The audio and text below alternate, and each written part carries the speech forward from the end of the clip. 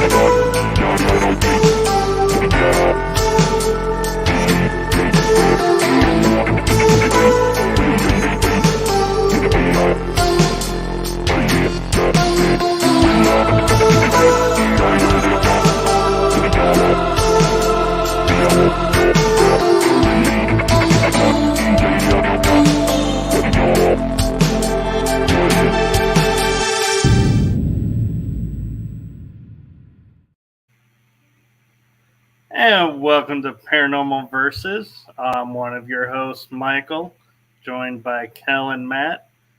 And hello. So, how is everybody doing today? Yeah, quite good. Yeah. Sun's out, very happy. Things are going well. Yep. I know, it's so rare to have the sun in the UK. Yeah. Shocking, yeah. I almost went out and reported at the police there was a big orange disc in the sky, but turns out it was just the sun. So, Yeah, you know, and that brings up an interesting thing I've been reading about recently is talking about the color of the sun. That is actually being classified as a Mandela effect because there are people that swear it was yellow. Now it's orange. And people are like, when did it change? Did it change? Yeah. I thought it depends on how low in the sky it was. Technically, it's orange. But I think because of our atmosphere, when you see it during the day, it looks yellow. And then when the sun sets, where it's further away and lower in our sky, that's when it appears orange. But its true color is actually orange. Yeah, and have you ever noticed if you watch it, it like looks like it's spinning and there's like a white aura around it? Yeah. I don't actually look at the sun. It hurts my eyes, so I would know. You're missing out, Cal. Yeah, I'll go outside and go blind myself. I wouldn't recommend that. Hey, look, we have a Kell Ridley in the chat group. Wow, yeah. She looks a bit like me, doesn't she? Yeah. Huh. So, how's you guys anyway? What any like things happening this week? Michael? This week this week is pretty much ending. It's Thursday, so my week is pretty much done. Have you done anything exciting? Well, I had this is my third show. Tuesday night was a really interesting show with Paul Dale Roberts and learning about he did 205 disco dancing hours. Wow. Only 5-minute breaks to break the record. And it was like, wow. And we were like, did you sleep? And he goes, nope. You could sleep in the 5-minute breaks that you were allowed to have. So we learned Guinness, when you do a record per hour, they allot you a 5-minute break. Wow. And then and then last night I talked with Lily Nova about her being a astrophotographer, cosmic channeler. So that was really interesting. Wow. Busy week for you then. Yeah. Yeah. I would usually ask Matt at this point what he's been doing this week, but I already know, so. Yeah. I think we all already know. Yeah. Nothing supernatural, nothing paranormal, nothing alien UFO based, just getting this place sorted and packed up, really. So, yeah. Huh. Cool. But it's almost there, which is good. Oh, good. And that's probably a good thing, considering the amount of time you have left. Exactly. Yes, I've got a week now before I need to be out of here. So, yeah.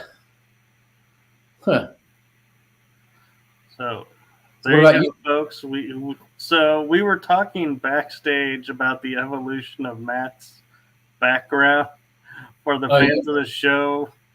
We started with this studio, and we're like, yeah, that's really cool because he does our music for the intro and outro. Huh. And then as he was packing it up, we discovered there was a window, and now we discover there's a garden. Yeah. Huh. Yeah. And he's going to have to leave it. Oh, poor Matt. Yeah. Oh, well. Onwards and upwards, that's what they say, isn't it? That's very true. Agree. And with that being said, I think it is time to bring up a guest who I have the privilege of welcoming to the show, as he was on a show of mine on Tuesday night back in January, my second episode of The Energy That Surrounds Us. Shameless plug. And he has such amazing information that I was so grateful that he agreed to come on to this show, because it'll blow your mind, the information that he has to share. So with that being said, I'm going to turn it over to the one, the only, the amazing James Szubski. Szubski. I got it right this time. Thank you for having me. It's a pleasure to be here. Thank you for coming on. Yeah, thank you. And I got your last name right. I messed it up at the first, but I came back with it. It's a hard one. I think only my third grade teacher is the only person who came in, had it cold, and got it right. So, so for our Paranormal Versus audience in the UK and US, could you share a little bit of your background, James? Sure. So the reason why I'm here on the show is that about 3 years ago, my wife and I inherited a number of businesses in the Columbia River Gorge. And so the Columbia River Gorge is sort of a world famous place of intense natural beauty. The Columbia River is the largest river in North and South America that flows into the Pacific Ocean. And it forms the border between Washington State and Oregon State and America's Pacific Northwest. And so it is it's like right in the middle of the Cascade Mountains. And so my wife and I inherited a couple of stores, and one of them is an outdoor adventure store.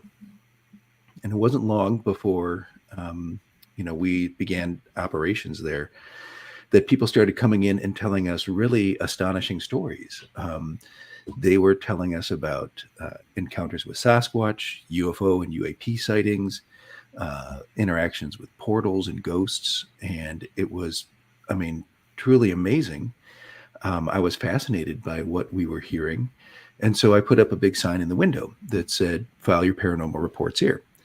And I gave the staff very specific instructions. I told them that anyone who comes in with an unusual story, we're going to treat them with the utmost dignity and respect. We're going to ask intelligent follow-up questions. We're not going to question their sanity. We're not going to snicker and laugh at however strange their story is. And we're going to take in the data and see where it leads us. And here we are, just under 3 years later, after starting this program, and we have got, I think the last count is over 330 paranormal reports that have been filed with the store. And it is, first of all, been just this amazingly wondrous journey for me. Imagine that like 2 or 3 times a week, a new Scooby-Doo mystery walks through our front door, and people, we have a reputation as being a safe place where ordinary people can tell extraordinary stories. And the things that we've heard and the mysteries that we've begun to uncover are sort of a 10 out of 10 in terms of paranormal activity. I know that we are only getting a fraction of the reports, only a fraction of the people who are having experiences out here are coming to my store and filing reports. I am certain that the Columbia River Gorge is one of the most active paranormal hotspots in the entire U.S. There's really kind of no question about that. In fact, Washington State has the highest number of UFO sightings per capita and the highest number of Bigfoot encounters per capita of any state in America. So a little bit about myself and my background. I am a highly decorated U.S. Army infantry veteran, a former wildland forest firefighter, a mountain guide, and a nationally certified search and rescue EMT. And so I have an awful lot of experience in the wilderness. And when we moved down to the Columbia River Gorge, I felt like I had fallen into heaven. So just to give your listeners a sense of what the gorge is like, Columbia River has been here for 20 million years. It is an extremely powerful energy current that's been flowing through this landscape literally since before the mountains were formed. And the Columbia River flows directly through the Cascade Mountains. Cascade Mountains extend from southern British Columbia all the way to northern California. Total landmass area equals basically, if you took the 10 smallest states in the United States and mushed them together, that's the approximate size of this vast mountainous, extremely rugged wilderness that we're in. About within 35 miles of my store, there are 3 stratovolcanoes that are perpetually glacier clad. So that's Mount Hood, which is a famous Sasquatch hotspot, Mount Adams, which is a famous UFO hotspot, and Mount St. Helens, which famously erupted in 1980. And so these mountains form a rain shadow, and on the western side of the mountains, it's this deep, brooding, and mysterious Pacific Northwest rainforest. There are over 90 named waterfalls on the Oregon side of the gorge alone. Some of them are over 600 feet tall. And then on the eastern side of the mountains, you've got a austere, beautiful, and spiritual desert. And so you get desert mesas, with flat tops and steep cliffs. There are hundreds of caves in the area, whitewater rafting, rock climbing, mountaineering, windsurfing, paragliding. It's basically an adventurer's paradise. And when I got here, I thought, oh, this is amazing. This is, perfect for a guy like me. And then come to find out that it is populated with all types of mysterious cryptids and strange phenomenon. And so it has been just this amazing voyage of discovery and so many interesting mysteries to uncover. So Sasquatch, one of the things that struck us is it seemed like everyone who lives here either knew somebody or had a Sasquatch encounter themselves. And it's so common, it's almost like seeing a bear for the folks in the area. In fact, Skamania County, so the gorge itself is about 80 miles long. The southern side is Oregon, the northern side is Washington. On the Washington side, you've got 2 counties, Skamania County and Klickitat County. My home is in Skamania. My stores are in Klickitat. And Skamania County, back in the 1960s, was the very first governmental body to enact Bigfoot protection legislation. And so it is, if you kill a Sasquatch in Skamania County, and it's determined that it's a humanoid, you will be charged for manslaughter. And so They take it pretty seriously out here. So tons of Sasquatch reports, tons of different types of UFO and UAP reports. My wife and I have had experiences along those lines ourselves. There are some areas in the gorge. So the gorge is comprised of probably maybe a dozen small towns. The biggest one has got maybe 20,000 people in it. Some of the smaller ones, have 800 people in them.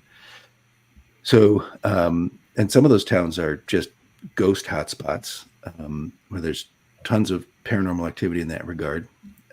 Lots of strange cryptids. And the one that's really captured my imagination and one that I think we'll spend some time chatting about today is a creature we call the Klickitat Ape Cat. And we have had over 120 reports of this enormous Black Panther-like creature. every report describes a very large, a very muscular black cat with a long black tail.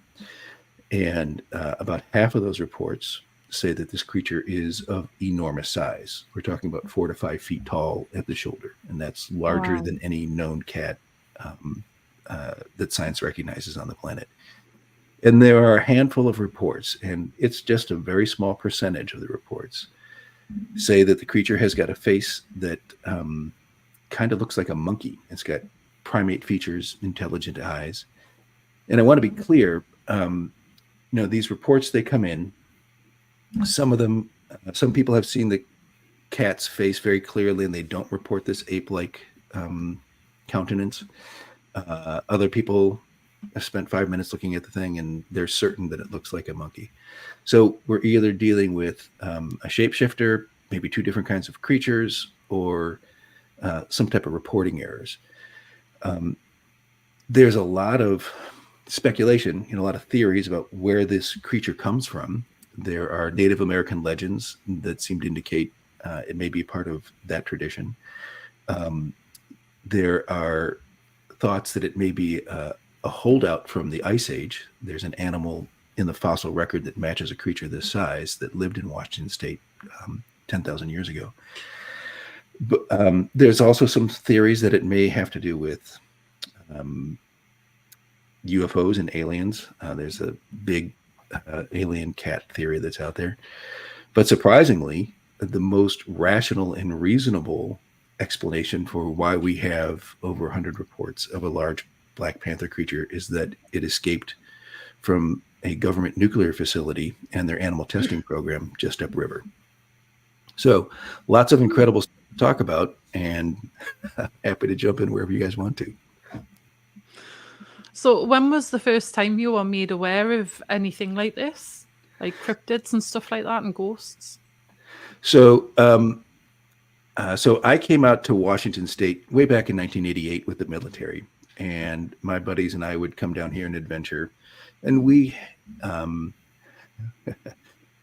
even as soldiers stationed in Washington State, we used to have to do land navigation oftentimes at night, and we were certain that we were walking through areas that were just a Sasquatch hive. So like even back in the 80s, we were aware that Washington State has got a lot of cryptids. But in terms of the most recent activity with the store's reporting program, and the store is Margie's Outdoor Store. It's located in Bingen, Washington, which is approximately 60 miles east of Portland, Oregon. So it was almost immediate once we decided to take over the businesses, and I began, participating in the daily operations and, leading the teams. It was within, I would say, less than a week that we started hearing people coming in and organically telling us these stories. And it's just been, like I said, a remarkable several years as we've heard more and more tales. Interesting. So, James, I want to take a moment, though, real quick, and say thank you for your service. We greatly appreciate it. We know you sacrificed a lot, so thank you. My pleasure. So you were talking before about this cat-like creature. So what is your actual theories on this, where it came from? Sure. So just to give you a little bit more detail on some of the stories that we've heard, the very first report came in, a guy came in, was close to closing time, and his family had known my mother-in-law, Margie, and so they were kind of friends of the family. She had helped them out with some, Margie was a very accomplished pharmacist, and so she helped his family out with some medical issues they were having. So there was some kind of connection there to begin with. He said that he was orienteering, so map and compass work, about 3-4 miles west of the store in an area called Buck Creek. He came across a creature. First, his compass started acting weird. That is interesting, but not uncommon. The gorge is known to have some pretty significant magnetic anomalies. When you look at the government navigation maps of the area, there are bright pink letters on these maps that warn you that your compass readings will be off in the gorge. And in fact, we have such a unique and epically apocalyptic geologic history here in Washington State and the gorge itself, that these geologic forces that have formed this place, which is, like I said, stunningly beautiful and unlike any other place in the world, have also created an extremely unique, nuanced electromagnetic environment. And one of our leading theories is that it's because of this very strong and complex electromagnetic environment is contributing to why people are having so many paranormal experiences here. So I'm going to take a little bit of tangent to bring you up to speed on 20 million years of geologic history so you can understand what I'm talking about. So like I said earlier, 20 million years ago, the Columbia River Gorge, the Columbia River was flowing through this area. It was basically draining during the Ice Age, the ice sheets, right? And so that's the water melting off of those ice sheets.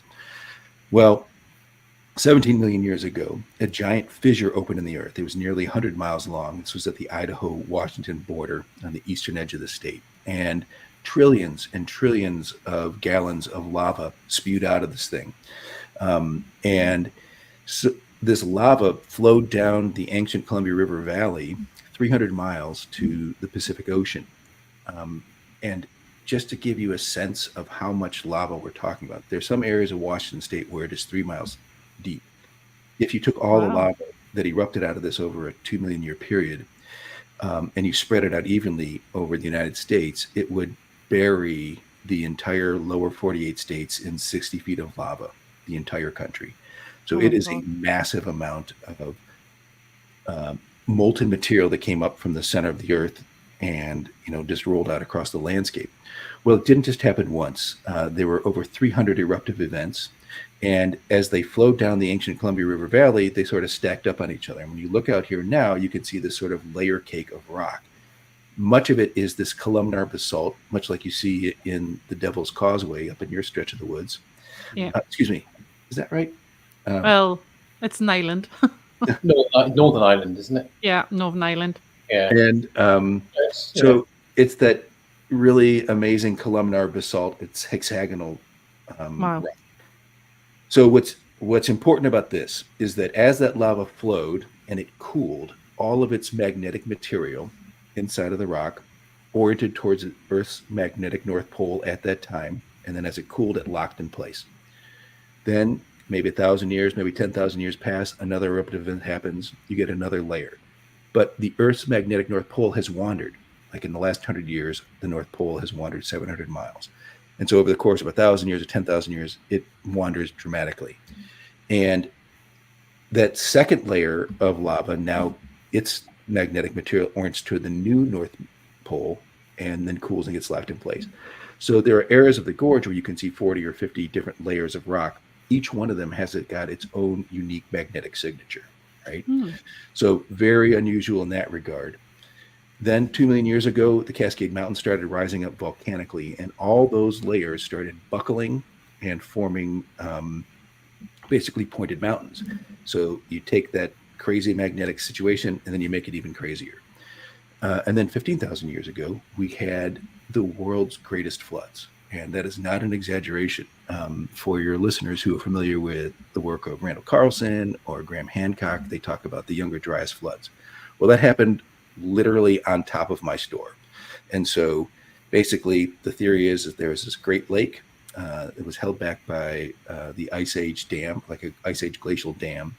That dam catastrophically failed. And in a single day, the entire contents of basically the Great Lakes in North America drained across Washington State, got caught up at the edge of the eastern edge of the gorge at a place called Wallula Gap, and then shot down the gorge at 70 miles an hour. Where my store is, that water was easily between 800 to 1,000 feet deep, running at 70 miles an hour, carrying with it trees and boulders and icebergs and anything that was living on the land, and absolutely scouring all the topsoil off of the gorge.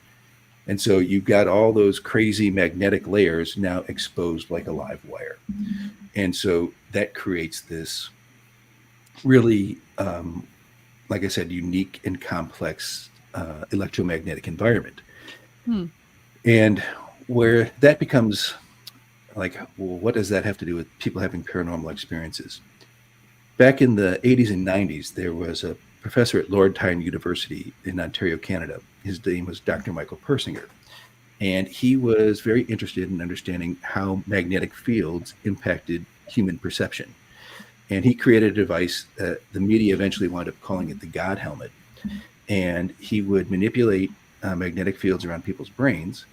Those magnetic fields would interact with the magnetite crystals, which are naturally occurring in human brains.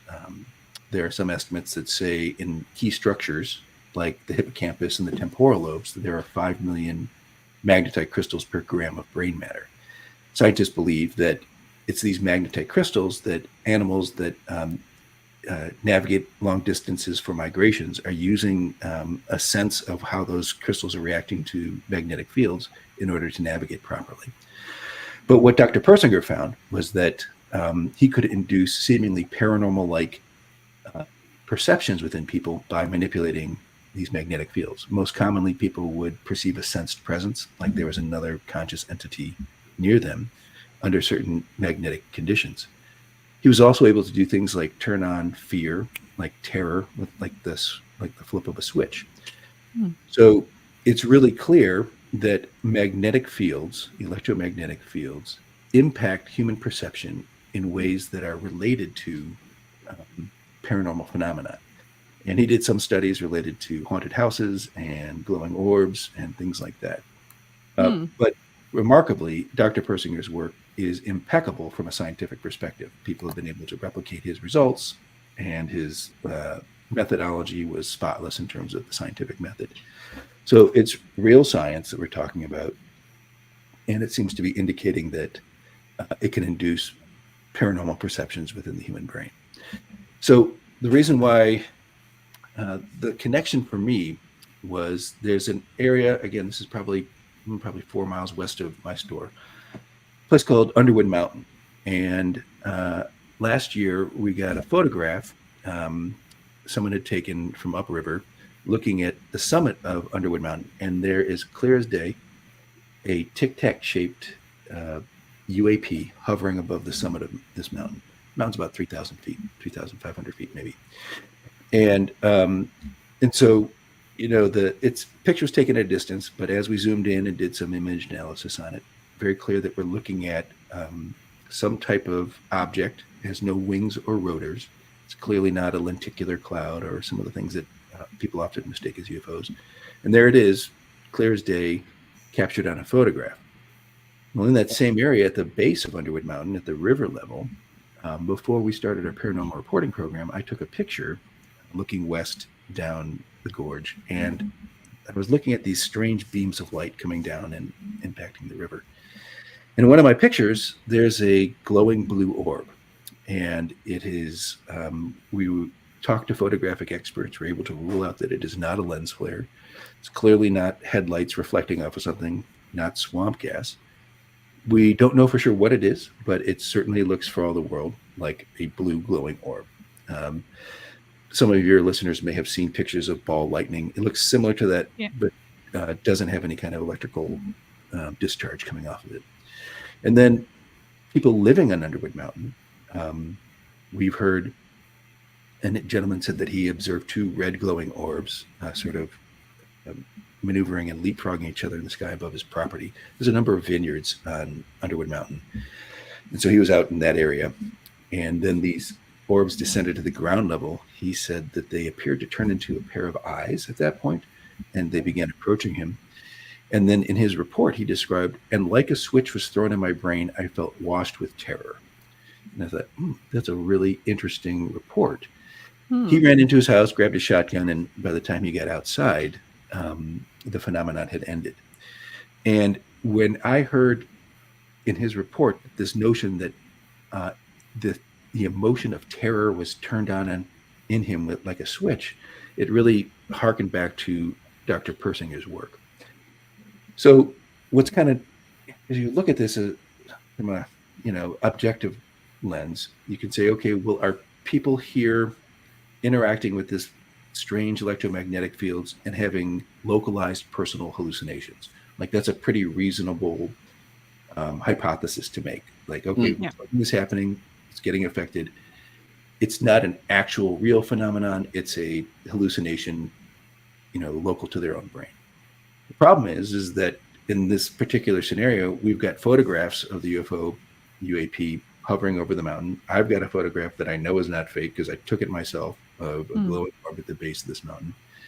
We've got hair samples, footprints, all types of physical evidence, and we have events that are co-witnessed. So my wife and I have seen glowing orbs with our naked eyes together. So localized hallucination is not going to leave physical evidence, it's not going to leave photographs, and it's not going to be co-witnessed by multiple people. So anyway, that's a little bit of a higher level explanation of a theory of what may be going on here. I think one of the ways to imagine this is imagine that you have a radio in your car and it is always set to talk radio. And as you're driving along, you are perceiving your environment to include the sounds of whatever's going on the talk radio, right? Well, if you make a minor adjustment to that electromagnetic receiver, suddenly you're not hearing talk radio in your environment. You're hearing classical music, or you're hearing rock and roll music, or you're hearing country music. And those signals are always present in the environment. It's just that your receiving apparatus is not tuned to receive them. And so you think that they don't exist. And if someone came back later and their radio was tuned to talk radio, they wouldn't hear the classical music and they would say, you're crazy. The only thing that's here is talk radio. That's all that you're getting. There's no other sounds, right? And so I think what's happening is a combination of our unique geology and electromagnetic environment combined with all kinds of other factors, including maybe solar wind and how that's impacting our magnetosphere, maybe even what you've ingested that day. Persinger's work seemed to indicate that high levels of calcium in a person could have an effect on some of these experiences that they were having. So I think that what happens is that, and then also this area is tectonically active. So we have earthquake swarms on the volcanic mountains all the time. And there are incredible stresses on a lot of these fault lines that are currently actively moving the earth and creating additional stresses and influencing these electromagnetic environments in that way. So again, it's a theory, and it's one of the ways that, as we're investigating what's going on here, we're trying to make these connections between, do these phenomena occur under what types of conditions, and is this unique geology influencing the extraordinarily high number of reports we're getting? And I'm curious, James, when you talked earlier, you mentioned in the 80s and 90s when you were dropped and told, you're in a Sasquatch hive area. Did the military know they were there and say, hey, if you encounter this, do this? Or was it just talk amongst the soldiers who have gone before and saying, hey, if you hear this, don't freak out? Well, so we never got a briefing that said, watch out for Sasquatch in this area. But part of what planted the idea is there's a U.S. Army survival manual back from the 70s, which is no longer in print, which has a page in it which talks all about encountering Sasquatch. Like, it is part of the FM field manual, U.S. Army survival manual for Pacific Northwest soldiers. And it's got an entire page dedicated to Bigfoot-like creatures. And so that, of course, was huge fuel for the rumor mill fire. And then, you get out into some of these forests and you are in the middle of the deepest, darkest forests. And there's this moss that hangs off the trees that's hairy. And so, of course, everything you look at feels like you're looking straight at a Sasquatch. But in terms of the military's understanding of it, we have numerous reports. People have come into the store and said they were hiking or horseback riding in some of the wild range areas here in the gorge. And there's a lot of areas that are public land or this public access to. And we have, over a dozen reports of people running into soldiers or men in black SUVs telling them that this place is off limits and you can't go here. And when Mount St. Helens erupted, there are a number of stories of soldiers who were put on details to do two things. One was to collect and dispose of Sasquatch bodies. And there's stories of helicopters flying with nets full of Bigfoot carcasses away from certain areas. And there are some reports of soldiers who claim that they were part of a detail that traveled with an elder Sasquatch to a number of different caves in the area to see how the other Sasquatch tribes had survived the eruption. And from the sounds of these reports, it sounds like many did not. And so a number of the Bigfoot population, according to these reports, were killed during the eruption. And the U.S. government was instrumental in helping these populations of Sasquatch recover from that and then also dispose of the bodies that resulted from the deaths. Mm. But you had asked me earlier about this cat, and I got distracted with my whole geology story. So let me get back to that and tell you a little bit about some of the theories about what's going on with that. So on the Native American level, so this is one of the gorges, easily one of the most significant archaeological sites in the country in North America. And it's because the Columbia River was such an abundant source of food, particularly salmon. Millions and millions of salmon swim up this river every year. And in prehistoric times, this was one of the great gathering places, and Native American tribes from all the way from Arizona and Montana would come and meet here in the Columbia River Gorge area. So it's got a very rich and storied history with the Native American population. And in fact, there are many areas where there are petroglyphs you can see, and they're mostly visible in the desert side of the gorge.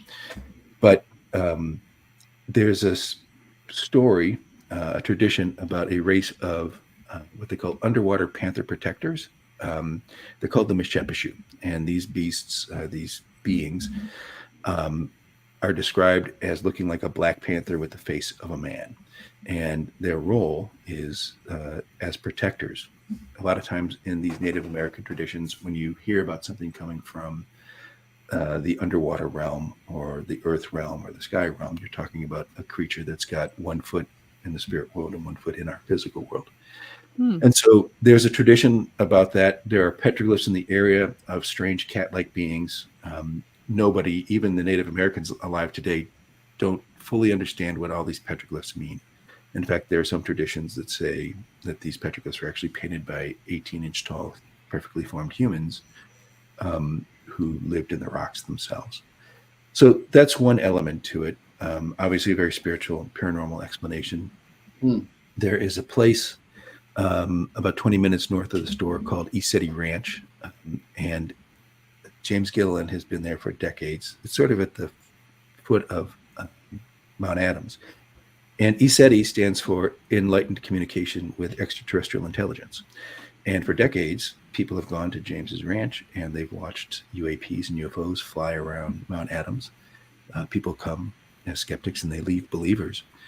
And if you go to their website, isetti.org, you'll see a logo with a lion face in it. And that's because one of the extraterrestrial intelligences that they say that they're in contact with are a race of feline humanoids. And these are mostly have the body of a human, but the head of a lion. And so it's, again, that's they're reporting their beliefs about what they're encountering in the area. So those are a couple of what I would call very supernatural explanations. If you're looking for a more mundane or biological or, quote unquote scientific explanation, we can look to the animal testing program at the Hanford Nuclear Lab just upriver. So just to put a little context around this, of course, we have cougars that live in the area, but cougars have some very important characteristics. Number one, they rarely get above 24 inches tall. That would be a really big cat for the area. Cougars are always like a tawny, like tannish color or a reddish color. They are never supposed to be black. There's only one big cat in North America that's black, and that's the jaguar, and its range is 1,000 miles south of Klickitat County. And then cougars are also terrified of humans, and they will abandon a fresh kill at the sound of a human voice. So when you look at all these characteristics, we know that we're looking at some type of creature that's different, because these black cats that people are reporting seem to be entirely unconcerned with humans. They're completely unafraid of people. They've got black fur, which is not supposed to be part of the cougar traits. And some of the reports say that they're enormous. So 40 feet tall to shoulder, bigger than a tiger. So we have all these reports. It begs the question, how could they have gotten here? An obvious thought is that, it's just some type of escaped exotic pet. And I think over in your side of the ocean, there was the Beast of Bodmin Moor, which was famous several years back. Yeah. And a lot of folks seem to conclude that that was some type of escaped exotic pet or something like that. But again, I don't think that mystery was ever solved. So over here, I began doing research just northeast of the store, upriver. There's a place called the Hanford Nuclear Site. So we're going to rewind back to World War II. The Allies are terrified that the Nazis are going to unlock the secrets of the atom before we do, and then run roughshod over the world. So they spin up the Manhattan Project. Everyone knows that Oppenheimer is down at Los Alamos with his band of brilliant engineers. They're designing the bomb. But they needed a place where they could actually create the plutonium. They needed to have a, stand-up industrial scale nuclear reactors and actually start creating the fuel for these bombs. And so they chose this site in Washington for it. The Hanford Nuclear Site is basically 600 square miles. The government identified it as the best place to put this facility. They evicted everyone who lived there. They kicked the Native Americans off who had been hunting and burying their dead and, had sacred spiritual hunting grounds there. Everyone gets kicked off. The reason why this place is so ideal is that there is 45 miles of the Columbia River that flows right through the middle of it. And so they needed that water for cooling. And there's also a giant hydroelectric dam that was just installed. And that's where they're going to get the power to run these reactors and all the pumps and everything else that you need to forge this plutonium. And so you have to understand that Hanford was easily the most important nuclear site that the United States had. Over time, it became known as the Apocalypse Factory because they had 9 nuclear reactors running there during the Cold War, and they forged enough plutonium to build 60,000 nuclear weapons. So as serious as it gets with U.S. nuclear secrets and newest nuclear security, Hanford was the white-hot molten center of all of that. So back in World War II, everyone knows that they're worried about the Nazis creating the bomb, but the Nazis are also super interested in creating super animals and super soldiers, right? And so they even had a verified program where they brought back an extinct Ice Age creature called an aurochs. It was this gigantic, hyper-aggressive bull-like creatures. And they were successful in doing retrobreeding and all these other kind of things, and they actually populated a forest in Poland with these things. So the Nazis are doing all kinds of crazy stuff. The U.S. doesn't want to fall behind. So when they spin up Hanford, from day one, they have an animal testing program. And the guy that they assign to lead this is a doctor from the University of Washington named Dr. Lauren Donaldson. And Donaldson's only academic achievement before getting this assignment was that he had actually created a super animal himself. It's a creature called the Donaldson super trout. And it is a fish that is 8 times larger and stronger than a normal trout. It reaches sexual maturity in half the time. It can swim in fresh water and salt water.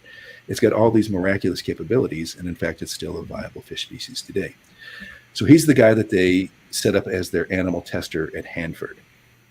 Well, they developed the plutonium. It was Hanford plutonium that was the first nuclear explosion during the Trinity test. And then the Nagasaki bomb was also Hanford plutonium. And then from there on out, pretty much everything in the U.S. nuclear arsenal was from Hanford. Well, we win World War II.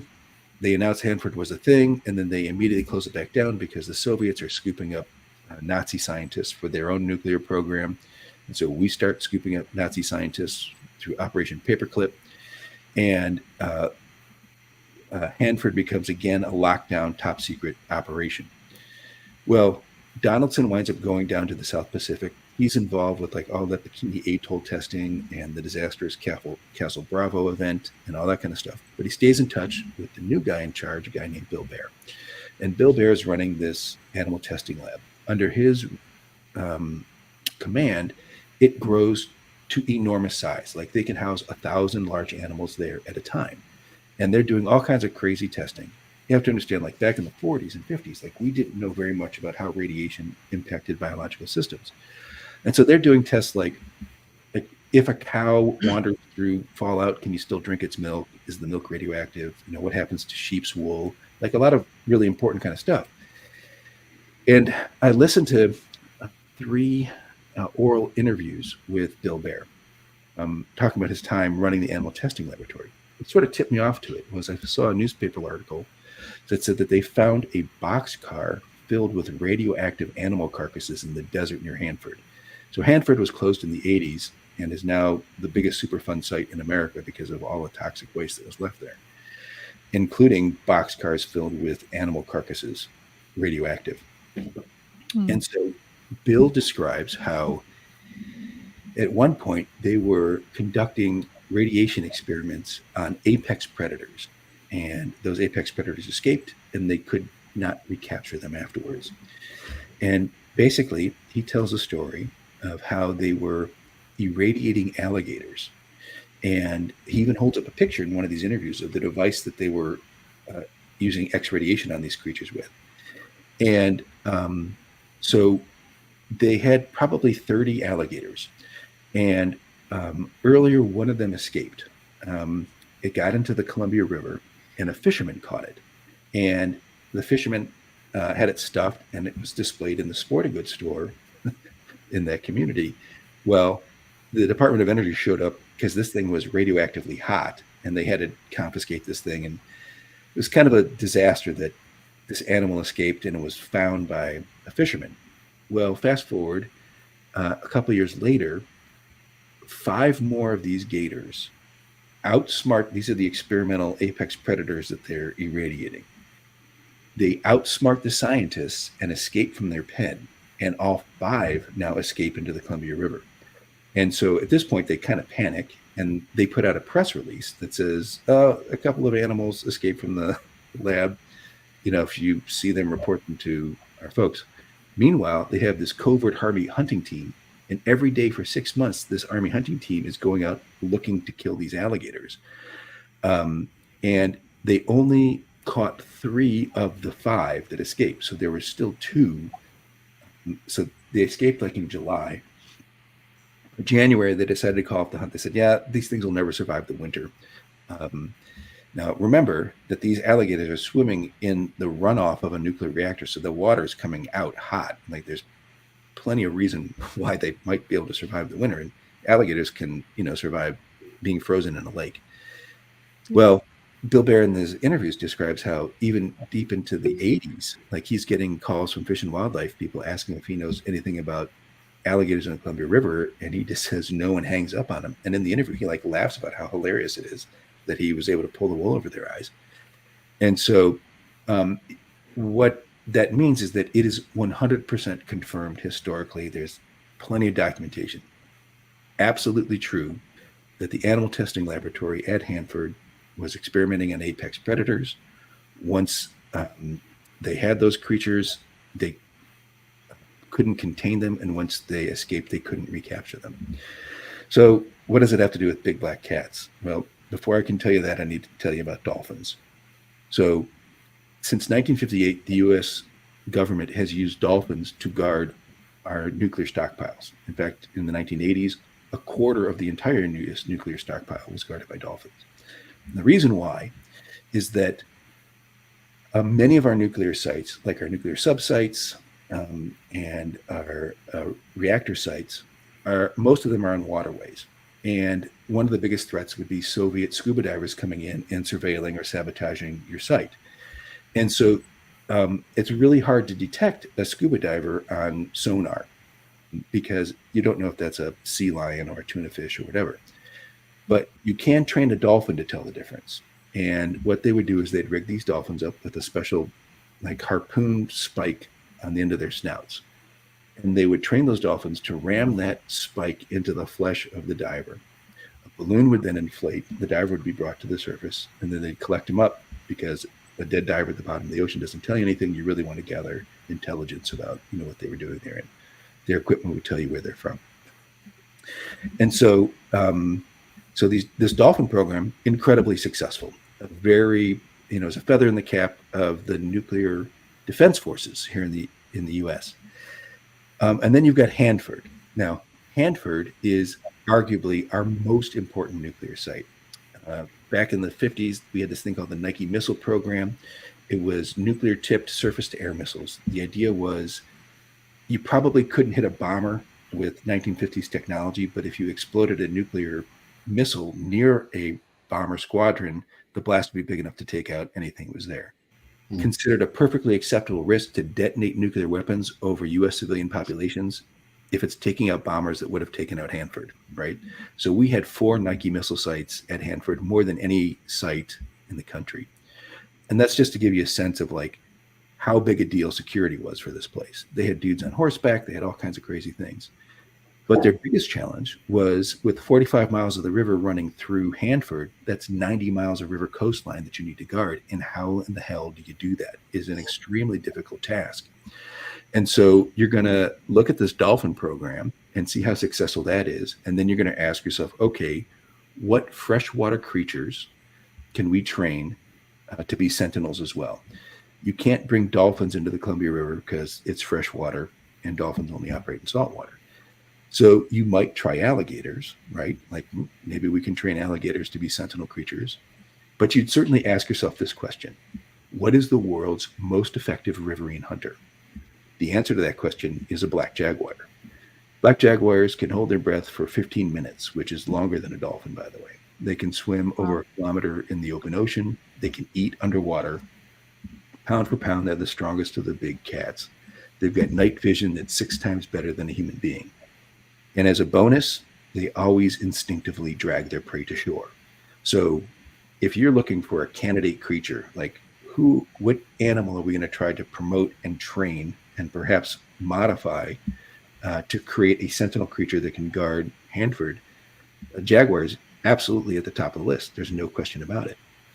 And so what we believe happened was that just like the alligators, they had a jaguar modification and training program. They're trying to create sentinel creatures.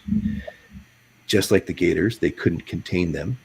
They outsmarted the scientists there. And then once they escaped into the wild, there was no recapturing them. And if you look at geographically where Hanford is located, if you go north, east, or south of Hanford, you just head deeper into a barren desert. If you head west into Klickitat County, there's all kinds of available food sources and habitat and just like a paradise for big black cats to survive in. So again, as crazy as it sounds, the most rational explanation for why we've got gigantic black cats running around Klickitat County is they escaped from a top secret government nuclear site. Interesting. Yeah. Very. Do you think there's any connection, James, with sort of interdimensional travel as well with some of these sort of strange cryptids that are... It's a good question. And so, like I said, the majority of the reports of these cats, outside of its enormous size and the potential that some people are perceiving it to have a ape-like face, it could very well just be a biological creature. I mentioned earlier in the podcast that there is in the fossil record, an animal called Panthera atrox. It's a North American lion. Was alive during the Ice Age and absolutely lived here in Washington State. And so, you could make an argument that, yes, this is simply a biological creature. Maybe it's got some modifications to it, but there it is. There are some things that, again, there are some scattered reports.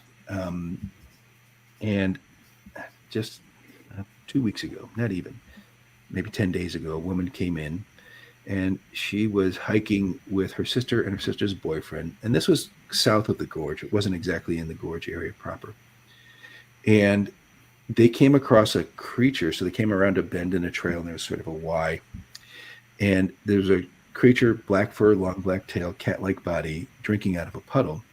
And it looked up at them, and it had yellow eyes and a leathery face. So no fur on its face.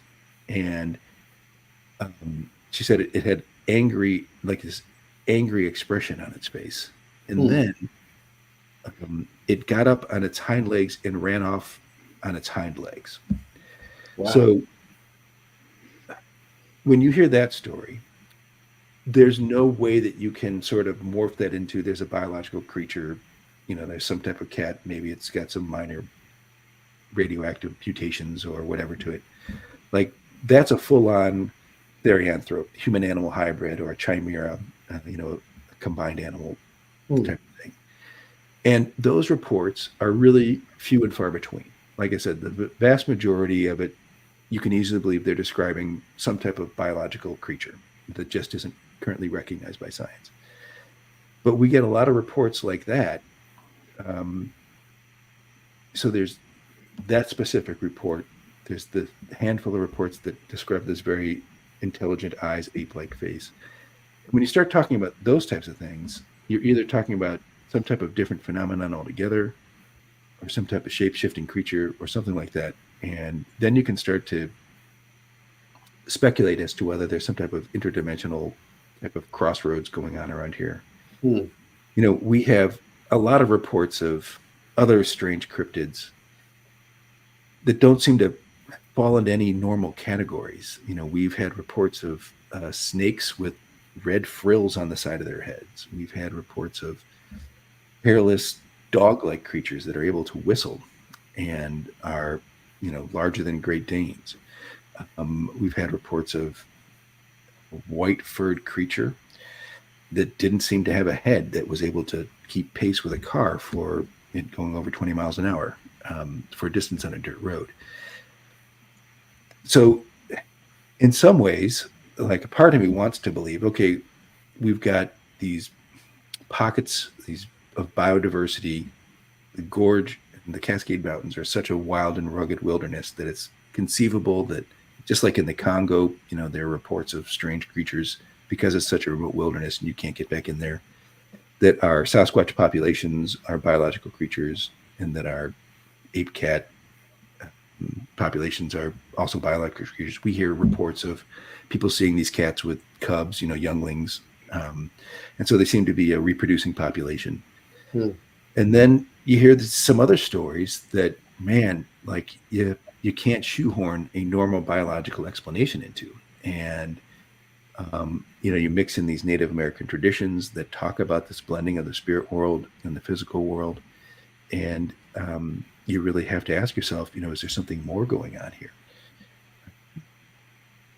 The other day I was talking to a person who's a remote viewer. So so for your listeners who don't know, remote viewing is when people use their mental abilities to see things that are at a distance, either in the past, the present, and with limited success into the future. But it's really just a focusing of human thoughts, and then there's a protocol about how you record what you're experiencing. And say what you want about it doesn't fit, how we understand materialist worldview to work. They're effective, and they're employed by the U.S. government. And this gentleman had spent time working with counterterrorism, and he does professional work for private businesses and things like that.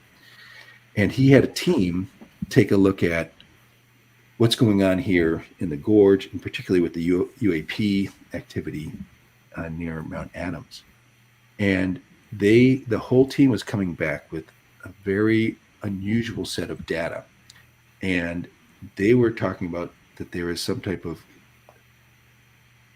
and they were using terms that you don't normally see in a UAP remote viewing. So normally in a UAP remote viewing, you're going to hear things like craft, vehicle,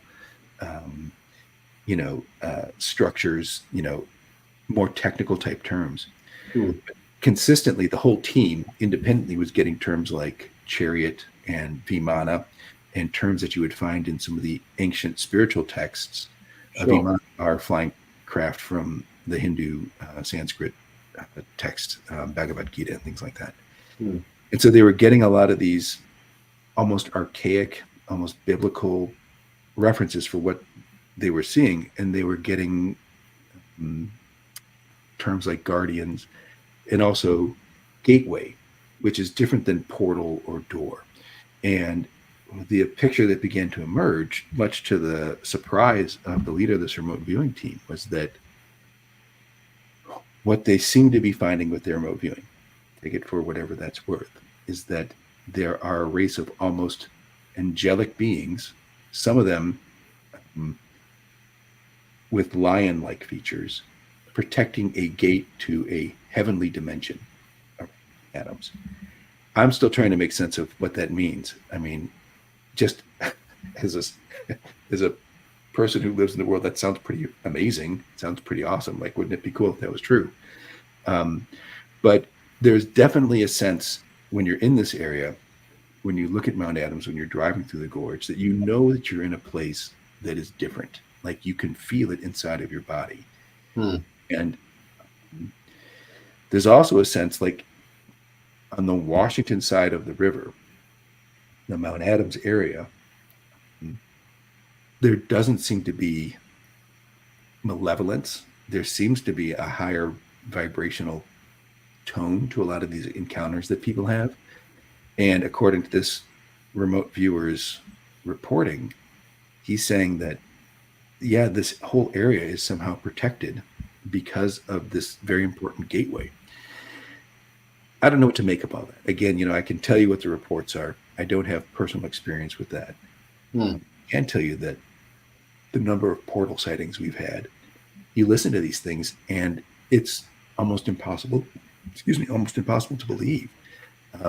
One gentleman described how he was driving through the desert area, saw what he thought was like a sign to maybe an Indian casino, turned out to be a portal. He stopped and parked his car in front of it, and a black metallic cube flew out of it and then flew down the gorge. Wow. He has a picture of it on his Nokia phone.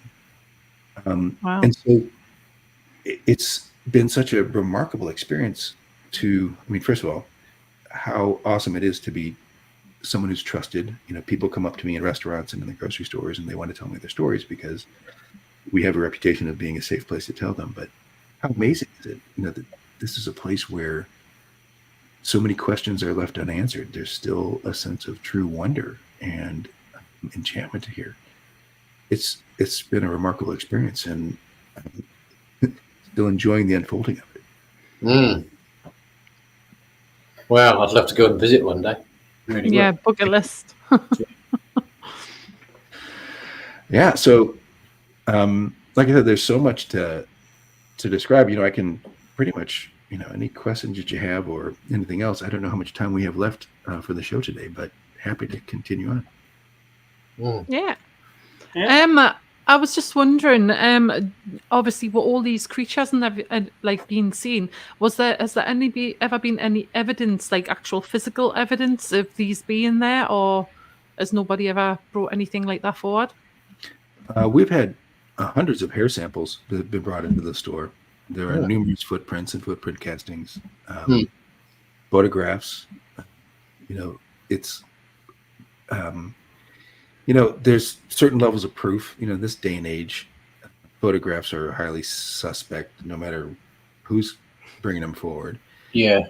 And, the only thing that I can say is, if you come out here and you experience this stunningly beautiful, wondrous landscape for yourself, like, you'll feel it. Like, it's the kind of thing where it's so easy to make of anything these days. And there's no way that I could convince somebody who hasn't experienced it firsthand to take my word for it. And I wouldn't expect anyone to. The healthy skepticism says one guy's collection of reports, secondhand reports, are not worth that much. But come here for yourself and see, experience what it's like to be here in the gorge, and you'll know that you're in a place that's different than any other place you've ever been in your life. Wow. Do you think that might be down to the whole sort of Persinger's laboratory kind of thing with the electromagnetic activity, or do you think it's something different? Well, something affects you when you're here. Like, even if you're spiritually not open to anything, you come down here and it is, I'm not exaggerating when I say it is jaw-droppingly beautiful here. Like, right now, the hillsides are rioting with wildflowers, and the waterfalls are at their full flow, and everything is lush and vibrant and green. And you come here and it takes your breath away. And you could, on the one hand, you could say, okay, I'm just looking at things that are visually just stunningly beautiful. But I think that there's more going on than that. And even those who you can't help but experience a sense of awe here. Wow. And, I think, like, to me, that's the proof is in the pudding. I've talked to so many folks, and when I talk, I mean, like, everyday people and senior law enforcement folks have told me stories. And a lot of these stories are really, really boring. Like, I was driving my ATV and a giant cat jumped across the trail and scared the crap out of me, and I never saw it again. Like, no one's making a mini series out of that story, right? Like, some of these things are just such mundane, kind of fleeting experiences. And to me, that lends to their credibility. And they're everyday folks, and these ordinary people having these extraordinary experiences. I've heard enough of them myself I'm fully bought in. I believe it. I've had some experiences with my own two eyes. I was just going to ask you that question. Yeah. Mm-hmm. So, of course, there's the photograph of the glowing orb, and then the eyewitness account that my wife and I have had of those similar orbs in that same area. About, again, before we started our reporting program, there's an area called Horse Thief Butte. So this is in the desert side of the gorge. Imagine like a classic flat top, steep cliffed mountain, butte. And what's unique about Horse Thief Butte is that when you look at it from a distance, it looks like a monolithic, just huge piece of rock. But when you get up close to it, you find that it is riddled with a labyrinth of hidden passageways and amphitheaters, and there are petroglyphs on the walls and access ways to climb up onto the top of it. And so Horse Thief Butte is an area of great spiritual power. The Native Americans would go there and build what these sort of rock nests, and they would wait to be visited by their spirit animals. And it's clear that this place has got a long history in terms of its spiritual connection to the land. And if you look down through one of the gaps of Horse Thief Butte, you can see Horse Thief Lake. It's about 700 yards away. It's a big lake. And then on the far side of Horse Thief Lake is, they call it Petroglyph Park. Basically, there's over 40 petroglyphs in this one area. You can drive it up and check them all out. It's where that petroglyph of the cat is. Well, I was sitting up there at sunset one evening, looking down into the lake, and I saw this enormous creature swimming in the lake. There was waterfowl on the water surface, so I could kind of estimate its size. It was clearly bigger than a human being, but smaller than a car, so somewhere in that range. It was dark in color, too far away for me to make it any details, and I watched it for about 20 minutes, and it was swimming in circles in the lake, almost like patrolling the middle of the lake, and it would submerge for up to 5 minutes and come back up. And for the life of me, I could not figure out what it was. Now, to be clear, as a soldier and a firefighter and a mountain guide and a search and rescue EMT, I've spent thousands of hours in the wilderness. I know what the creatures are around here. I know what they look like. I know how they behave. The only creatures that come close in size might be a bear. It was big. It would be a really big bear. But bears are point-to-point swimmers. They don't submerge. Like, that's not part of their behavior set. An elk, another creature that it might have been, but again, a point-to-point swimmer, not one that would submerge. Mm-hmm. And I looked at it, and I could not figure out what it was. Like, there was no creature in the whole lexicon of all the things that live out here that was that size, that color, and maneuvering in the water that adeptly. And I just sort of wrote off like, I do not know what this thing is. It was only after we started getting these reports of the ape cat and that I did the research and learned about the Mishepashu as this underwater panther protectors, and I learned about the swimming capabilities of jaguars, that I realized that it may have been a cat that I was seeing swimming there. Fascinating to me that is basically a straight line between my eyes, this creature, and the petroglyph of this strange cat-like creature in the Petroglyph Park area. So that's my unconfirmed possible sighting of this giant cat-like creature we have out here in Klickitat County. Wow. So, James, I'm kind of curious because you brought up portals, and when you and I were talking about them, you were like, it was different sky in the portal than what was outside of the portal, so you knew it was a portal. And we were talking backstage, and you mentioned there's new portal sightings. Can you share some of those? Yeah, I think the big one that I just got last week was that one where the giant or the black metallic cube flew out of one. I mean, the guy watched it right there. I've had some unusual experiences myself there. Like there's a traditional, what people imagine as a portal, basically where you see some type of rift. It's usually floating in the air, and the things behind it don't look like the rest of the background behind it. And so there's a number of reports like that. There's also a number of reports of people having missing time and being spatially displaced, like not knowing how they got from where they were to where they currently are. And so I've had that experience myself in an area we called Broke Lake Barrows. This is a 8,000-year-old lava bed.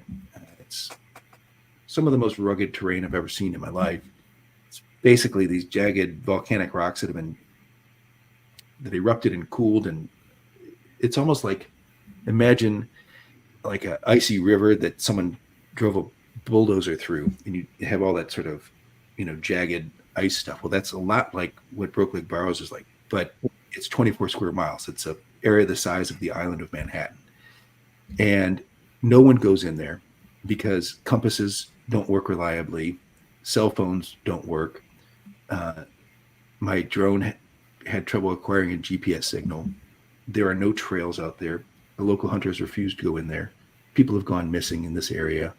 Numerous Sasquatch sightings, numerous footprints in the area of Sasquatch. And so this area is a really curious place to me. It's so remote and inaccessible. You could easily imagine that there are like 11 Ewok villages of Sasquatches living in here and no one would ever know. Like, it is that remote and that inaccessible. And I was out there flying my drone, and so what often happens with this lava is that a lava tube will form. So basically the outside of the lava that's flowing, like the top of it hardens, and then it insulates the lava that flows within it. Then all that lava flows out and you get a void, like a tubular cave. And then earthquakes occur and then those caves collapse, right? And so you get trenches. And I was flying my drone up and down a north-south trench. So like I parked my 4x4 at the edge of the lava field and walked in probably 200 yards. I could still see my rig. And I flew this drone up and down this collapsed trench. And then at the southern end of this trench, my drone hit a tree and it fell down to the ground. So I went down there and picked it up. And, it was an area that I had been in before, so I knew it pretty well.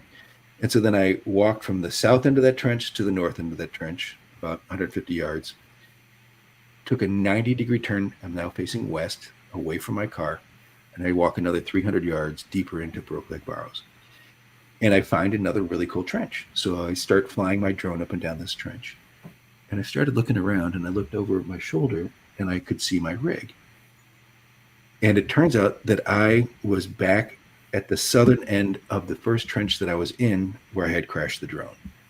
So basically, I had been transported, unbeknownst to me, probably a total of 400 yards, and I was now facing a completely different direction that I had been facing.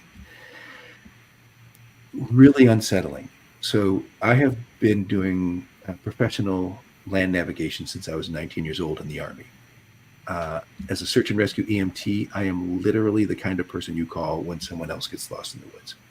I cannot recall the last time that I was turned around in the woods or didn't know where I was, or had been in a place that I had already been and didn't recognize it. And here I was standing at a place that I had already been, what I thought was just 10 minutes ago. And now I find myself there, completely unaware of how I got there. And I didn't even realize this was a place I'd already been until it was almost like waking up from a dream. And it took me like 5 minutes of flying the drone to realize, oh my gosh, this is a place that not only have I been, I know pretty well. And I didn't recognize it. So really unsettling. And very clear to me that I have no recollection or knowledge of how I got from what I thought was, 300, 400 yards away to being back in the place where I started. No logical explanation for it. There's like no way to account for it, especially, like I said, I've been doing this land navigation stuff at a very high professional level nearly my whole life for, over 3 decades. And there are things that you're doing, like you're keeping track of the sun, you're keeping track of your pace count, you're laying down, landmarks, you're building mental maps. Like there's a whole set of things that you do when you're navigating in, especially an intense type of a situation. And boy, I'll tell you, that was something that I had never experienced before, and I have no idea what occurred.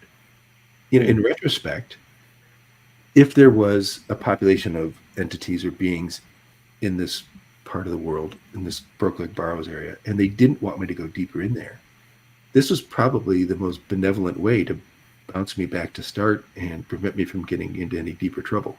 Like, there's no physical harm to me, just a little bit of fogginess in the brain for a little while, and placed at a safe place that I knew where I was, that was close to my vehicle.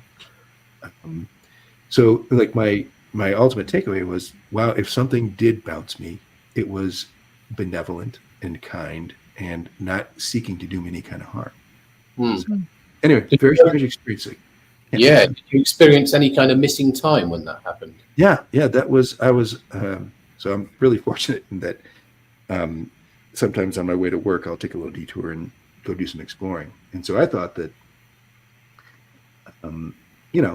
I was gone for like a half an hour on this little detour, and I got back. It was like 3 hours later. And so there was a significant amount of time that I had expended that I'm not sure how that occurred. I'm curious, James, when you had this experience with the drone, did the drone record while you were moving? Yeah. Did it record how you got where you were, or did it just like stop and start? So I wasn't flying the drone continuously while I was walking. Like I would get to an area and it's like, oh, this looks like a good place to fly. And again, I was having trouble with the GPS capturing signals, right? So the drone wasn't communicating with the satellites, although I had clear skies. So that was weird. But I have footage of the areas where I ended up, but I wasn't flying the drone when I was going what I thought was deeper into the Broke Lake Barrows wilderness area. Did you ever think about going back to see if you could get back to that place where you were bumped around? I go back frequently, in fact. Right. And I've walked around the same route that I thought that I was on before, and don't know.